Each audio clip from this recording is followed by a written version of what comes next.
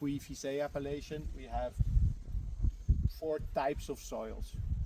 It's never just one type, but it's progressively soil changes, so progressively the taste changes a little bit. But if we take the 4 basics, a small part is slate soil, and when the Chardonnay grows on the slate soil, you get very flowery wines with floral aromas, very light. They lack a little bit of density, structure, but in the blend, they bring some lightness to the blend.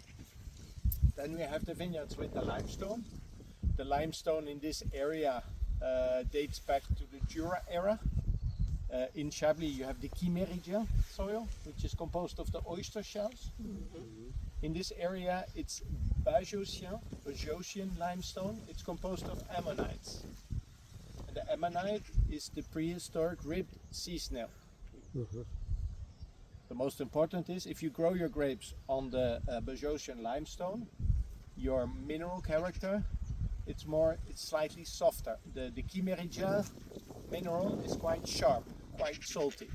Here the mineral component is more hazelnut honeyed saltiness, slightly softer. It's the second part of this area. Then you have between limestone and clay, you often have a mid layer with a mixture of 60%, 40%, 80%, depends.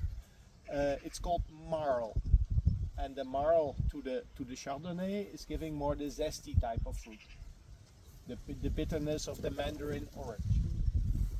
And then we have the clay. If you walk in the vineyard and the soil is a bit wet, the clay sticks to your shoes. It's like the wine. It sticks to your palate. It gives the texture to the wine. It gives the butteriness to the wine. So these 4 soils, this is what we, depending on the vineyards, we have different to the vineyard. So when it's on this slate vineyards or the sand, lighter wine, only stainless fermented, to keep this lightness, to keep the floral side of the wine, not to have oak flavor disturbing that. We make an individual wine. If the wine is on the limestone, only older barrels. For the same reason, no oak flavor to disturb the mineral character. If we have a vineyard with the clay, ripe, rich, more powerful, it needs oxygen from the barrel.